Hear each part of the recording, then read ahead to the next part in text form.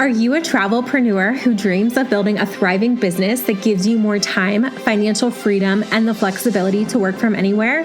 Then you're in the right place, my friend. This is the Passports, Profits, and Pixie Dust podcast. I'm Lindsay Dollinger, and I've built multiple six-figure businesses while traveling the world, living life on my terms, and helping women entrepreneurs do the same. Whether you're a travel advisor, an online business owner, or someone looking to add more adventure and income to your life, this podcast is here to guide you. Each episode, I'll bring you business strategies that actually work, productivity hacks, branding and marketing expertise, and plenty of pixie dust fun to help you create a business that fuels your passion for both profits and travel. So if you're ready to scale your business, attract more leads, and build a brand that lets you work from anywhere in the world, let's dive in and create and own your magic together. Hey friend, welcome back to episode 2 of my Psychology of Sales mini series that I am doing for you here on Passports, Profits, and Pixie Dust. My name is Lindsay Dollinger, and I'm really excited because I haven't done an official series like this in ages, and especially last episode and next episode. Not saying don't listen to this one, but I'm just saying this one's a nice bridge between those two. I especially feel like the episode right before this and the one that's coming after this are something that is a little bit unique in our industry that a lot of other people are not chatting about. So I wanted to open up that conversation and plant some seeds for you to, change your thinking a little bit around marketing, about the type of people you're working with. Yeah, and go from there. So a little bit of life with Lindsay. By the time you are listening to this, I guess let me look at the calendar. I don't want to lie. By the time you are listening to this, yes, I am on a cruise, and I'm hopefully having the best time of my life because last time I pre-recorded stuff and I was on a cruise. My dad fell and we had an accident, and I was on a private ICU jet with him from Mexico to Miami, and I had an email that went out that was like, we had the blast in Chichen Itza, and we did not even get to go to Chichen Itza. So I have learned my lesson about pre-recording stuff. However, if you would like to follow along with the cruise, if you're listening to this live time, make sure you head over to my, I'm mostly posting on Facebook, but a lot of the stuff cross-posts over to Instagram as well. So head over there. Let me know if you have any questions about Royal Caribbean, about the itinerary out of San Juan or one of the Virgin Islands. And I'd be happy to fill you in on that. So without further ado, today we are talking about It's Not Too Expensive, the psychology of pricing and why our clients are actually saying no. So I know you have probably heard the phrase multiple times. Wow, that's more than I expected. More times than we can count, right? If you have ever sent a quote, watched someone talk about how excited they were only to hear, we're going to think about it, or it's just more than we wanted to spend, or we're going to keep looking. Whew, I hate that one. We're going to keep looking. Like looking where? Right? This episode is for you because we're diving into the psychology of pricing. And I want to start with something that might completely change the way you think about sales, is that one, most people don't buy the cheapest option. And two, most people who say something is too expensive aren't actually talking about the price. They're talking about something else. So today we're unpacking what that something else is. If price was all that mattered, no one would be buying luxury cars or staying at the Four Seasons or sailing on AMA waterways or booking Adventures by Disney or staying at the Grand Floridian club level, right? No one would pay extra for the balcony cabin, the Haven cabin, whatever, on the cruise ship. Yet every single day, people do, and those things all sell out. Why? Because humans don't buy solely based on cost. We buy based on perceived value. Think about it. Someone spends $9 every morning on their Starbucks without blinking, but hesitates to pay the $50 planning fee, right? It's not because the $50 is objectively expensive. It's because they immediately don't understand the value of the purchase. They understand the value of the Starbucks because that caffeine kicks in. Like, I was just thinking about that. I think I've had like 5 coffees today. This is probably why I'm like, let's record on the podcast, right? But we understand the value of that Starbucks, and we don't maybe quite understand the value of the other because people are maybe thinking, well, I could find this online and do it myself. Remember, your job is not simply quoting vacations. Your job is helping clients understand what they're actually receiving and then, providing on that. When clients say the 4 dreaded words, not 4 dreaded words, 3 dreaded words. I can't count. It's too expensive. Don't automatically assume they're talking about money. Here are some of the real meanings behind those objections. And let me see. I'm counting. 4. I have 4 reasons, or 4 things they might actually be thinking. The first one is, I don't understand why it's worth that. This is probably the most common. If someone doesn't understand the value, the price is going to feel high, no matter what. Imagine someone who's never been on a river cruise, and then you tell them it's $6,500. Whew. Immediate sticker shock, especially if they've done ocean cruising, right? Because ocean cruising, depending on the line, but ocean cruising, you could get a family of 4 for $6,500 pretty easily in like a balcony room, right? It's going to be some sticker shock. But if you explain that it literally includes everything, especially if you're cruising on AMA, shout out to my friends at AMA, it includes the daily excursions with top tier tour guides, your luxury accommodations, fine dining, wine and beer at lunch and dinner, and then happy hour and snacks in between as well. The, airport transfers, maybe you put that in. They don't always include that, but, Wi-Fi, gratuity sometimes, small groups, exceptional service, blah, blah, blah, blah. Waking up in a new city almost every morning, no hassle at all. That's one of my favorite things. Suddenly, they're no longer comparing it to the Carnival cruise, right? They're comparing it to something completely different. The value there is going to change everything. Meaning number 2 of if it's too expensive could just simply be I'm nervous. Travel's a big purchase. Sometimes one of the biggest discretionary purchases a family makes all year is their travel.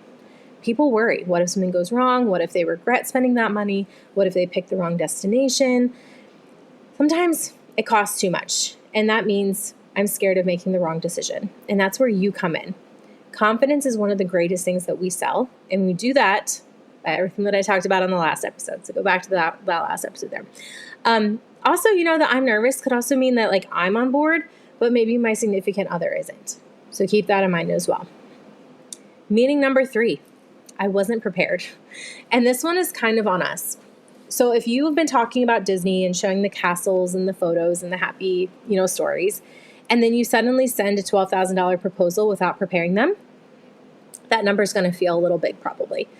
The price shouldn't surprise your clients because during your consultation, we're talking about realistic investment ranges. So it doesn't have to be complete, but you could use phrases like, most families I work with spend between blank and blank.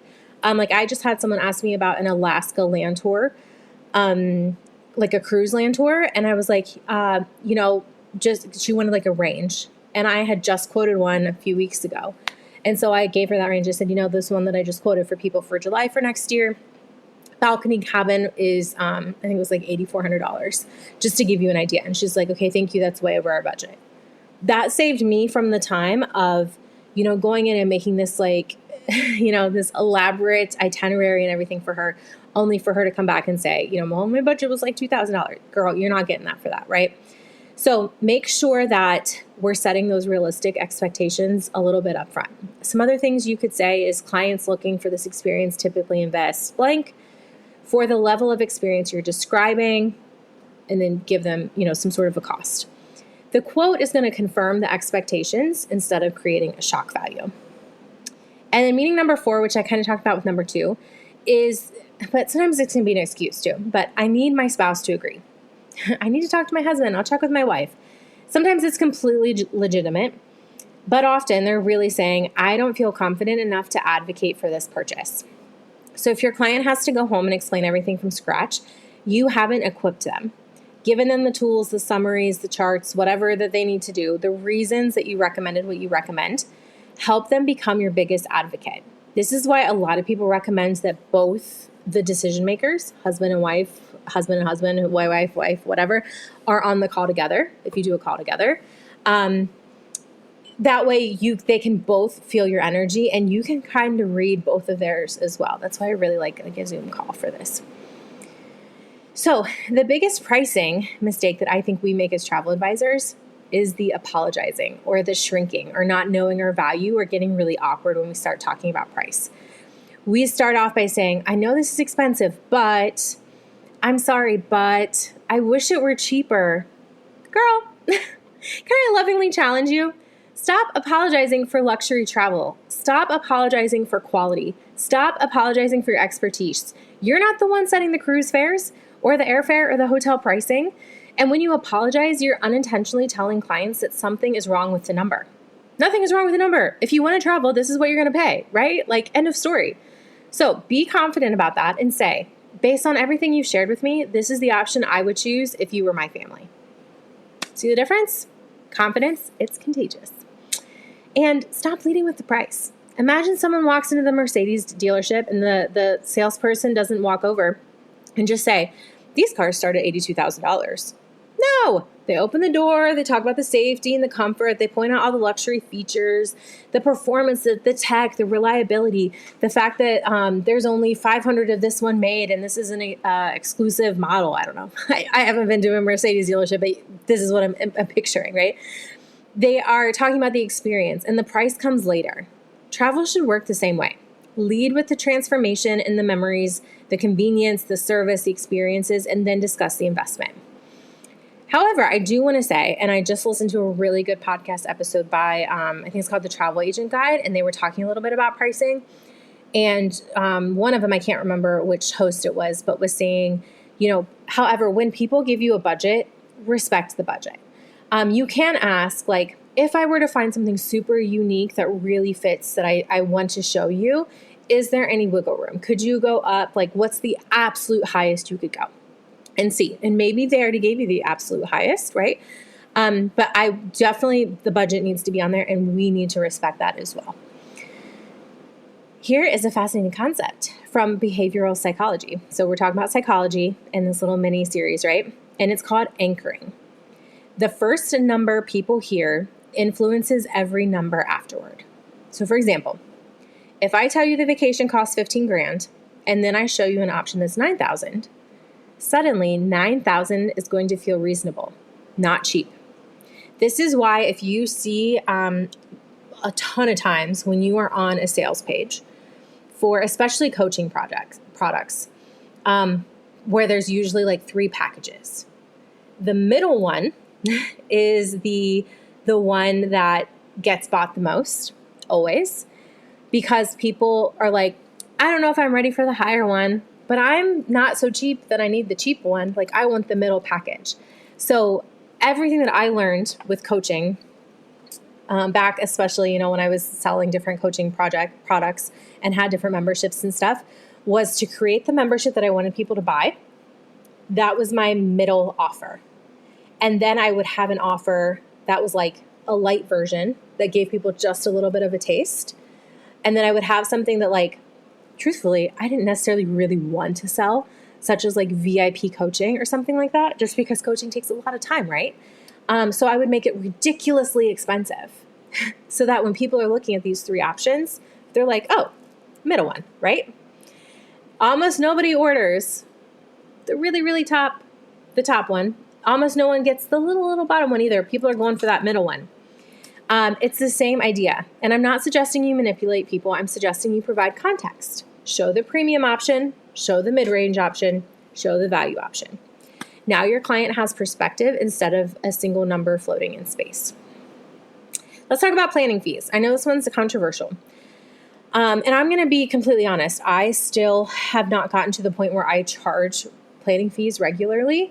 Now, if people have given me the go around or ghosted me and then they come back a second round, I do charge a planning fee for that. And I have yet to have anyone pay that. And I'm like, great. So you just saved me from wasting my time on you again. This is something, though, that I do want to implement at some point.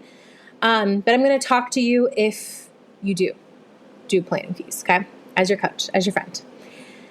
Charging appropriately is going to increase trust because people associate investment with expertise. Same thing with my coaching price. Would you rather have surgery from the doctor charging the least? No, right? What about the one with the waiting list? Unless it's something that you need done like right now. Yeah, I'd probably get on the waiting list, right? Price communicates confidence. Your planning fee tells clients, this is a professional service. I'm investing my time and bringing expertise. I'm creating value. The fee isn't just about revenue. It's about positioning. So let's talk about using the word investment instead of cost, because words matter a lot. So instead of saying the cost is 12 grand for this package, try the investment is.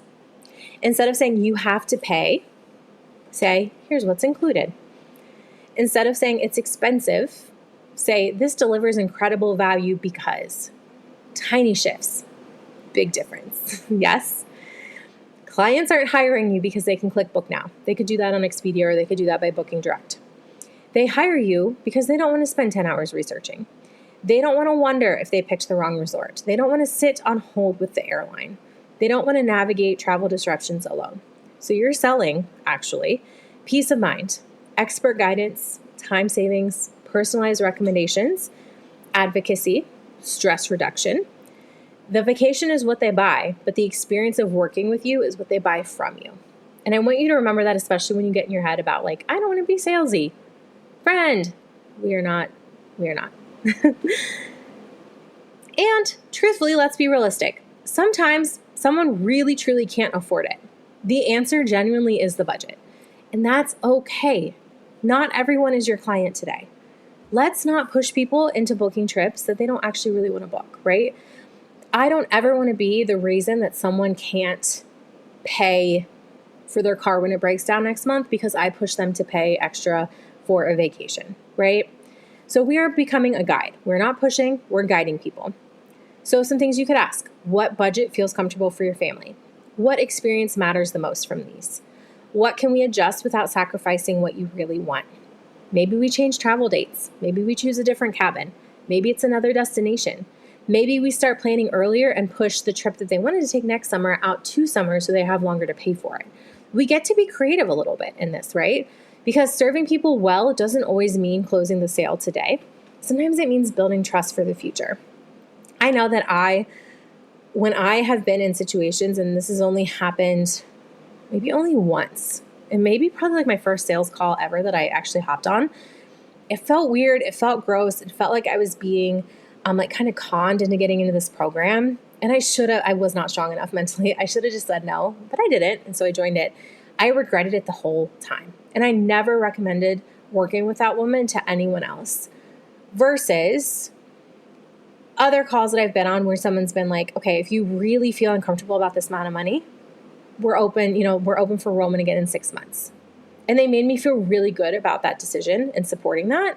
So I want you to think about, like, how do you really want people to feel? I'm not saying we're pushing away our sales, and we're not judging other people's finances either. We're just listening to what they're telling us. So here's what I want you to do this week, your homework. Go back and read your last 5 quote emails. How often did you explain value versus simply listing prices? Did you justify your recommendations? Did you explain why you chose each resort? Did you help your clients picture the experience? Or did you just become a travel agent version of Expedia? Because Google can give prices. Travel advisors, though, provide perspective. So here's what I hope you take away today, is that price matters. Of course it does, but confidence matters more. Clarity matters more. Trust matters more. People don't buy because something is cheap. They buy because they believe it's worth it. And that's where your expertise comes in.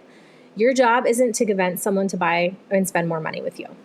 Your job is to help them make confident decisions that aligns with their goals, because that's ethical selling. That's relationship marketing, and that's the kind of advisor that I know you are. So if this episode encouraged you, would you do me a favor? Would you share it with another travel advisor who needs this reminder that their expertise has value?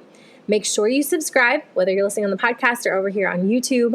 And next week, we are talking all about why people ghost travel advisors and what psychology says about it. I think that's going to be super juicy. You're not going to want to miss it. So until next time, go out there, friend, and create and own your own magic. We'll talk soon. Bye-bye. And that's a wrap on today's episode. I hope you're leaving today inspired, princess, to create, own, and spread your magic to the world. If you found value in this episode or know a girlfriend who needs to hear it, would you screenshot it and send it to her? And if you're feeling really generous, pop it up on your IG stories and tag me at Lindsay Dollinger so I can see you loved it and tell you thank you. I appreciate you. Now let's go do some amazing things. Bye-bye.